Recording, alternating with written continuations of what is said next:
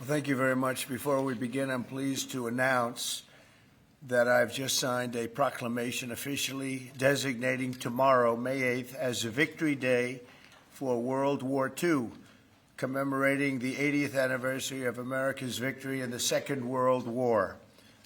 All over the globe, our World War II allies are celebrating this week, but the United States has never joined in with the proper celebration of our own, and the victory was mostly accomplished because of us. Whether you like it or not, we came into that war and we won that war, and we had a lot of help from a lot of great people, a lot of great allies. But I think there would be nobody that would say that we were not the dominant force in that war, and we don't celebrate it. And I think that's a great disservice to the people that lost their lives and people that fought so hard in winning World War II, and also a separate Victory Day for World War I, and we're going to be doing that too. It was American tanks and ships and trucks and airplanes and service members that vanquished the enemy 80 years ago this week. Without America, the liberation would never have happened. And so we have to pay tribute and homage to those people that gave us victory. And we did something else that people don't talk about. We rebuilt the world. All of these countries that were destroyed, we helped them rebuild. And that's something that, for the most part, others did not do. So with this proclamation, we are hereby honoring the incredible sacrifice and heroism of millions of Americans who served in World War II, along with the unprecedented mobilization, home front that helped deliver this great triumph. All Americans should take pride in what these incredible patriots have achieved. So I just want to say happy Victory Day to all. So we are celebrating every year now. I can guarantee for 4 years, but I think after that we're going to have 2 Victory Days, World War I and World War II. This is World War II Victory Day. In the future, we're going to have a major celebration of each day.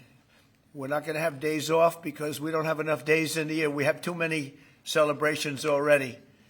But we're going to have Victory Day and for World War I, World War II. And without us, those wars would not have been won. I think we can say that, would not have been won. And I think it's time that the United States starts taking credit for their achievements. And I really believe it's a shame. You know, I was watching for the last week, and I noticed France, I noticed other countries all getting ready for Victory Day. And I said, that's sort of strange, because David just added something. He said, we also rebuilt the world. And I didn't have that, and I should have that. That was a big factor. But I noticed all of the countries, Russia, having a big day tomorrow. And by the way, they lost millions of people, and they were absolutely a major factor. But there was no major factor like us. We won the war, and we won it with the help of others. But everybody was celebrating but the United States of America. And I said, you know, I think it's time that we start celebrating victory. And that's what we're doing. So now for the reason that we're here, but I asked David, would it be appropriate if I did that? He said, absolutely. That's a big thing that we're doing on your swearing in, very big thing. But now for the real reason, and a reason that I'm very proud of because he's been my friend for a long time. We're swearing in our next ambassador to the People's Republic of China. What timing, David, what timing? Only you could have picked this timing. It's your fault. I picked him a long time ago, but it just happened to come due on a pretty important date. But our friend David Perdue, Senator David Perdue, joining David this afternoon are his incredible wife Bonnie, who's been at his side for a long time, their sons David and Blake, their daughter-in-law Danielle and daughter-in-law Charlotte, and their grandsons David, Hudson, and Jack. That's a beautiful family. Congratulations. I didn't think you had it in you, David. That's really something. That's pretty amazing. Look at that. Our new ambassador brings to this position a lifetime of experience at the highest levels of business and politics, and he is at the highest level.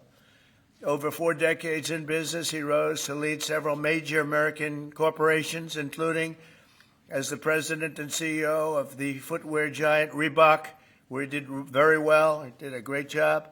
And later CEO of Dollar General. Likewise, he did a great job. David also lived and worked in Singapore and Hong Kong for several years, developing a wealth of experience negotiating and doing tremendous business deals for lots of different leaders that he worked with. Following his tremendous business success as an executive, David stepped forward to serve America in government, and as we all know, in 2014 he was elected United States Senate in Georgia, and he was very popular, very respected from day one. He served on the Senate Foreign Relations Committee and was a tremendous partner to our administration during my first term. I dealt with him a lot, and he solved a lot of problems. Now I'm entrusting David to help manage one of America's most complex and consequential foreign relationships, and I know he'll do a fantastic job. As our lead diplomat in Beijing, David will work to promote American interests and stability in the Indo-Pacific, help stop the flood of Chinese fentanyl across our borders, which we have to do. We lost, I believe, 300,000 people last year. Seek fairness and reciprocity for the American worker, ensure the safety of our citizens overseas, and promote peace in the region and in the world. And I'm confident that he will do an exceptional job. He's an exceptional man, and make our country very proud and make our country very safe, too. So, David, I want to congratulate you. This is as big as it gets, and the timing is unbelievable, but it's time that we have somebody like this. This is a very, very extraordinary man, and you're going to do a fantastic job. And say hello to President Xi when you're over there, please, okay? Thank you very much. Marco, would you do the service? Thank you.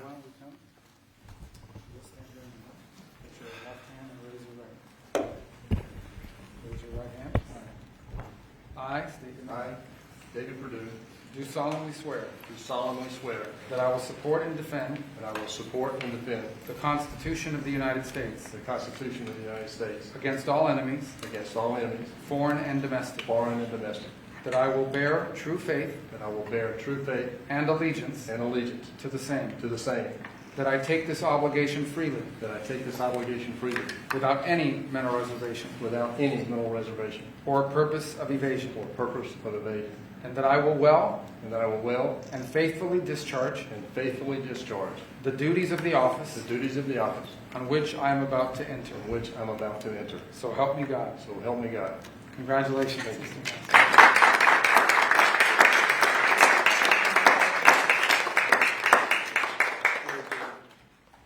David, would you like to say something? Mr. President, I'm humbled to be in this office today. I love what you've done with this office. I like the Declaration of Independence. I want the world to know that I know this man personally. He loves this country, and I am glad to be your man in China. Thank you. Thank you, David. I think just for the sake of formality, here we go, David. Come on up. Come on up here, Bonnie. That's what it's all about, right? And now we send you on your way. Lots of luck. Yes, sir. We're right behind you, David. Look forward to seeing you over there, sir. Okay, have a good time. Thank you. Congratulations, everybody. Congratulations. Any questions, please? Mr. President, the Treasury Secretary just told lawmakers that a tariff exemption for certain baby items like car seats is under consideration. Will you exempt some products that families rely on? I don't know. I'll think about it. I don't know. I really don't. I want to make it nice and simple. I'm not looking to have so many exemptions that nobody knows what it's doing. We have to make it very simple, but I'll take a look at it. Yep. Mr. President, there are rumblings in Washington that some House Republican moderates are opposed to defunding Planned Parenthood in this year's reconciliation package. What do you say to those members, and are you supportive of? Well, I don't know yet. I have to see, because you're just telling me that for the first time. we'll work something out. Mr. President, what are you hoping that your representatives will get out of the talks in Switzerland on China? And secondly, what does China need to do on fentanyl specifically? What do you want to see them Well, do? they have to stop fentanyl from coming in. That'll be a very big part. And I had that understanding with President Xi before I left last time, and we had a deal, and he would have honored the deal. But when Biden came in, of course, nothing ever happened with him. He didn't know what the hell he was doing. But that would have saved a lot of lives. That election cost us a lot of lives and a lot of heartache. The fact that we went through 4 years of misery, and you look at what's coming through the border, and the job of getting murderers out of our country. So many bad things happened. The wars. You wouldn't have October 7th. You wouldn't have Russia fighting with Ukraine. You wouldn't have had that disaster in Afghanistan. You wouldn't have had inflation. All these things would have not taken place. So sad to see what happened. Any other questions? Are your administration sending migrants to Libya? I don't know. You'll have to ask Homeland Security, please. Would you support sending migrants? Would you support President sending Vance migrants said to Libya? Russia was asking for too much to end the war. Given that, do you still have confidence that... When did he say that? Earlier this morning. Well, it's possible that he's right. He may know some things that, because I've been dealing with this and some other things, but we are getting to a point where some decisions are going to have to be made. I'm not happy about it. Okay. Just follow up, sir, on the talks in Switzerland. What do you expect? What do you hope to come out of We'll those? see. I mean, look, it's we were losing $1 trillion a year. Now we're not losing anything. You know, that's the way I look at it. We were losing with China on trade $1 trillion a year, more actually, 1.1. But let's say $1 trillion. You know what we're losing now? Nothing. That's not bad. Are you Mr. President, are you planning a new ceasefire and hostage deal proposal for Israel and Hamas before you head over to the region next week? Where? In Gaza. In Gaza.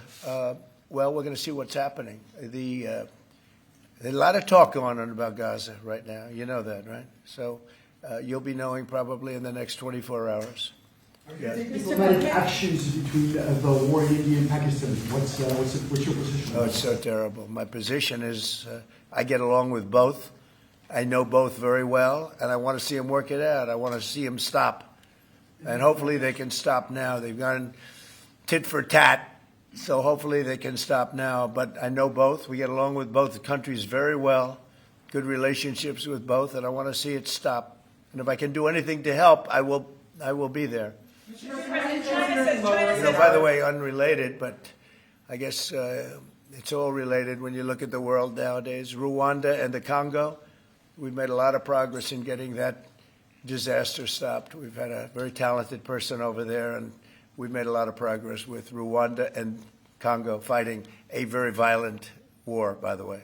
China says in order to have substantive negotiations, you have to bring down your 145% tariffs. Are you open to pulling back your tariffs in order to get China to the negotiating table? No.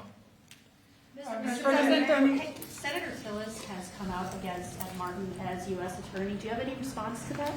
Well, it's disappointing because, I know Eddie's very talented. Crime is down in Washington, D.C., street crime, violent crime by 25%. And people have seen, they've noticed a big difference. So I didn't know that. But if anybody voted against him, I feel very badly about it, only in the sense that in this short period of time that he's been there, crime is down 25% in Washington, D.C. But that's really up to the senators. If they, feel that way, they have to vote the way they vote. They have to follow their heart, and they have to follow their mind. Is referring to the Persian Gulf as the Arabian Gulf? Are you going to make that announcement on your part? They're going to ask me about that when I get there, and I'll have to make a decision. So you haven't made a decision yet? I don't want to hurt anybody's feelings. I don't know if feelings are going to be hurt. Why have a case right over here? It's called Gulf of America, and I guess a lot of people get ideas from us. But the Gulf of America was something I thought should have been named a long time ago. I'm going to be given a briefing on that. It was just done. And I'll make a decision. Is it the U.S. position that Iran can have an enrichment program as long as it doesn't reach a weapons? We haven't made that decision yet. We will, but we haven't made that decision yet. Yeah. China said the U.S. initiated the trade talks this weekend and that its position hasn't changed. Are you still confident you can reach a deal with China? They said we initiated? Well, I think they ought to go back and study their files. Okay? I do think that. Go ahead. What would you? Are you planning to ease chip export restrictions to some of these Gulf countries, and then also make announcements regarding? We might be doing that, yeah. And their nuclear programs, civilian nuclear programs. And it'll be announced soon. And you're going to help them develop some nuclear power. Well, we're going to take a look. We're going to take a look. But, we had really a very good, as you know, we had a very good outcome with the Houthis, and we honor their word. I mean, they made a commitment, and we dealt with other countries that were close to them and their surrogates, and we honor all of their words. We'll see what happens, but I think, I believe that hopefully that's over with, and they'll leave the ships alone, just leave those ships alone. But so we do. We take their word for it. It was, we hit them very hard. They had a great capacity to withstand punishment. They took tremendous punishment. And, you could say there's a lot of bravery there. That it was amazing what they took. But we honor their commitment and their word. They gave us their word that they wouldn't be shooting ships anymore, and we honor that. I want to thank you all for being here. I want to congratulate David Perdue and his family. He's going to be really an incredible ambassador to China. I have no doubt about it.